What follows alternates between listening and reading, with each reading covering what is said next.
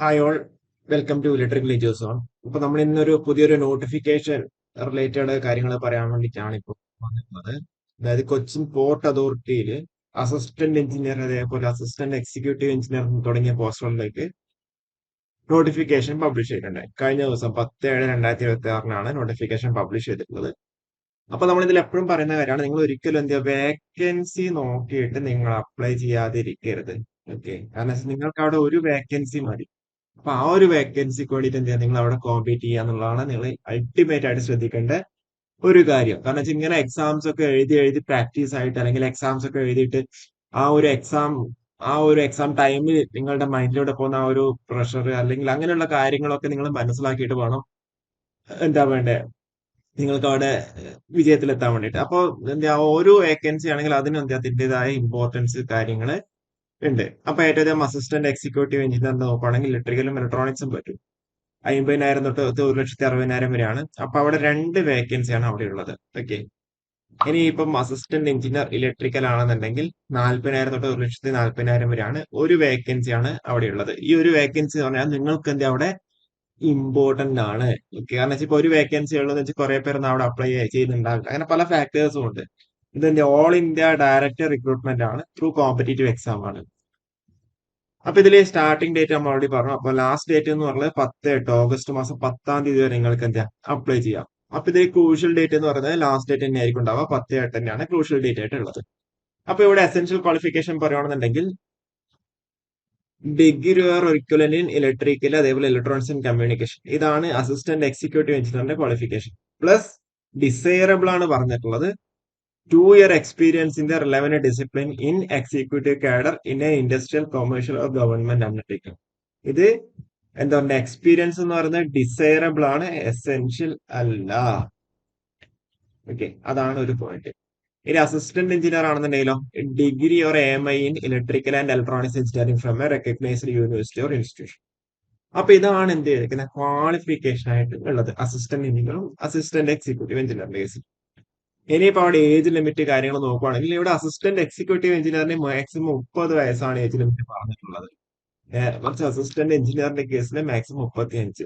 സ്വതവേ നമ്മൾ ഇതുവരെയുള്ള പോസ്റ്റുകളൊക്കെ കണ്ടു കഴിഞ്ഞാൽ എക്ക് 30 ആണെന്നുണ്ടെങ്കിൽ അസിസ്റ്റന്റ് എക്സിക്യൂട്ടീവ് എഞ്ചിനീയർ എന്ന് പറയുമ്പോൾ എക്സ്പീരിയൻസ് ഉള്ള ഒരു പോസ്റ്റ് ആണല്ലേ, അപ്പൊ 35 എന്ന രീതിയിൽ പറയാം. പക്ഷെ ഇവിടെ എന്ത് അങ്ങനെയല്ല, നേരെ തിരിച്ചിട്ടാണ്. എക്സ്പീരിയൻസ് ഉള്ള പോസ്റ്റ് നമ്മൾ സ്വതവേ ഏജ് ലിമിറ്റ് കറസ്പോണ്ടിങ് ആയിട്ട് കൂടിയിട്ട് കാണാറുണ്ട്. പക്ഷെ ഇവിടെ നേരെ തിരിച്ചിട്ടാണ് ഉള്ളത്. ഓക്കെ, വാട്ടവർ, ഇപ്പൊ 35 വയസ്സാണ് അസിസ്റ്റന്റ് എഞ്ചിനീയറിന്റെ ഏജ് ലിമിറ്റ് ആയിട്ടുള്ളത്. അപ്പൊ ഇതിന്റെ കറസ്പോണ്ടിങ് പിന്നെ ഏജ് റിലാക്സേഷനും കാര്യങ്ങളും ഉണ്ട്, 3 വർഷം 5 വർഷം. ഓക്കെ, ഇലക്ട്രിക്കലിന്റെ 35ഉം അസിസ്റ്റന്റ് എക്സിക്യൂട്ടീവ് എഞ്ചിനീയറിന് 30ആണ് ഏജ് ലിമിറ്റ് പറഞ്ഞിട്ടുള്ളത്. ഇനിയിപ്പോ ഇതിന്റെ ക്വാളിഫിക്കേഷനിലേക്ക് പോകണമെന്നുണ്ടെങ്കിൽ, സോറി, എക്സാം പാറ്റേണിനെ പറ്റിയിട്ട് പറയുകയാണെന്നുണ്ടെങ്കിൽ, ഇത് ക്ലാസ് 1 ക്ലാസ് 2 പോസ്റ്റിന്റെ കേസിൽ assistant executive engineer, assistant executive engineer electronics and communication, assistant engineer electrical ഒക്കെയുണ്ട്. എന്താ, ഏറ്റവും അധികം ക്വസ്റ്റ്യൻസ് റിലേറ്റഡ് ടു സ്പെഷ്യലൈസേഷൻ. അതായത് നമ്മളിപ്പോ ഇലക്ട്രിക്കൽ ആണെങ്കിൽ ഇലക്ട്രിക്കലിന്റെ 50 ക്വസ്റ്റ്യൻസ് ആയിരിക്കും ഉണ്ടാവുക, 50 മാർക്ക് ആയിരിക്കും ഉണ്ടാവുക. പിന്നെ റീസണിങ് 15 മാർക്ക്, 15 ക്വസ്റ്റ്യൻ. QA 15 മാർക്കിന്റെ 15 question. General awareness 10 mark 10 question. English language 10 mark 10 question. അപ്പൊ 90 മിനിറ്റും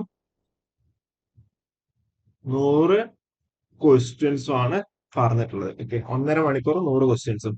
അപ്പൊ ഇവിടെ 100 മാർക്സ് ആണ് കമ്പ്യൂട്ടർ ബേസ്ഡ് ടെസ്റ്റ്. പിന്നെ അത് കഴിഞ്ഞിട്ട് ഒരു ഇന്റർവ്യൂ ഉണ്ടാവും. ഇന്റർവ്യൂവിന് എത്ര, 15 മാർക്ക്. അപ്പൊ ഈ ഒരു രീതിയിലാണ് അവര് എക്സാമിനേഷൻ പാറ്റേൺ ആയിട്ട് പറഞ്ഞിട്ടുള്ളത്. അതേപോലെ ക്വസ്റ്റ്യൻസ് എന്തായിരിക്കും, ഇംഗ്ലീഷിലായിരിക്കും ഉണ്ടാവുക. അതേപോലെ 1/4 എന്തായിരിക്കും അവിടെ നെഗറ്റീവ് മാർക്കിംഗ് ഉണ്ട്. Okay, Cochin port authority reserves the right to fix the qualifying cut off marks and limit the number of candidates for shortlisting. Okay, for the interview. അതേപോലെ ടൈ ഉണ്ടെന്നുണ്ടെങ്കിൽ അതിന്റെ കാര്യങ്ങളൊക്കെയാണ് പറഞ്ഞിരിക്കുന്നത്. പിന്നെ അവിടെ സെലക്ഷൻ പ്രൊസീജിയർ പറഞ്ഞിട്ടുണ്ട്. Interview എന്ന് പറഞ്ഞാൽ 1:6 അല്ലെങ്കിൽ 1:12 ആണ് എന്നുള്ള രീതിയിലാണ് പറഞ്ഞത്. ആ വേക്കൻസിനെ ഡിപ്പെൻഡ് ചെയ്തിട്ടായിരിക്കും ഉണ്ടാവുക. ഓക്കെ, അതേപോലെ അപ്ലിക്കേഷൻ ഫീ പറഞ്ഞാൽ 500 രൂപയാണ് ജനറൽ അൺറിസർവ്ഡ് കാൻഡിഡേറ്റ്സിന്റെ കേസിൽ. OBC EWS കാൻഡിഡേറ്റ്സിന്റെ കേസിൽ 300 ഉള്ളൂ. SC ST PWD കാൻഡിഡേറ്റ്സിന്റെ കേസിൽ എന്താ ഫീ ഇല്ല. ഓക്കെ, പിന്നെ അവിടെ അഡീഷണൽ ബാങ്ക് ട്രാൻസാക്ഷൻ പേയ്മെന്റ് ഉണ്ടെങ്കിൽ അത് അടക്കേണ്ടി വരും. പിന്നെ examination center and date. The date and venue of examination will be intimated 40 days before the examination. Okay. അതേപോലെ organisation authority reserves the right to cancel any examination centre, അതേപോലെ add new examination centre. അപ്പൊ ഇത്രയേ ഉള്ളൂ. അപ്പൊ നിങ്ങൾക്ക് അവിടെ apply ചെയ്യാൻ വേണ്ടി പറ്റും. നിങ്ങൾക്ക് ആ ഒരു വെബ്സൈറ്റിൽ കയറി കഴിഞ്ഞാൽ അപ്ലൈ ചെയ്യാം. Okay. Cochin port authority recruitment അല്ലെങ്കിൽ കൊച്ചിൻ പോർട്ട് റിക്രൂട്ട്മെന്റ്.info എന്നുള്ള രീതിയിൽ കയറി കഴിഞ്ഞാൽ നിങ്ങൾക്ക് അവിടെ അതിന്റെ അപ്ലൈ ചെയ്യാൻ വേണ്ടി പറ്റുന്നുണ്ടാവും. ഓക്കെ. അപ്പൊ ഇത്രയേ ഉള്ളൂ. അപ്പോ ഇതിന്റെ സെലക്ഷൻ മെത്തഡോളജി കാര്യങ്ങളൊക്കെ ഓൾറെഡി നമ്മൾ പറഞ്ഞിട്ടുണ്ട്. അതേപോലെ സിലബസ് കാര്യങ്ങൾ നമ്മളവിടെ പറഞ്ഞിട്ടുണ്ട്. ഓക്കെ. അപ്പൊ ഇത്രയേ ഉള്ളൂ. അപ്പൊ ഇതിന്റെ കൂടുതൽ വീഡിയോസ് ആയിട്ട് വീണ്ടും വരാം. അപ്പൊ ഇതേപോലെ നിങ്ങൾക്ക് എന്തെങ്കിലും വേറെ എന്തെങ്കിലും നിങ്ങൾക്ക് റിക്വയർമെന്റ് ഉണ്ടെന്നുണ്ടെങ്കിൽ നിങ്ങൾ താഴെ കമന്റ് ചെയ്യാം കേട്ടോ. ഓക്കെ. കൂടുതൽ വീഡിയോസ് ആയിട്ട് വീണ്ടും വരാം. ഓക്കെ. Thank you.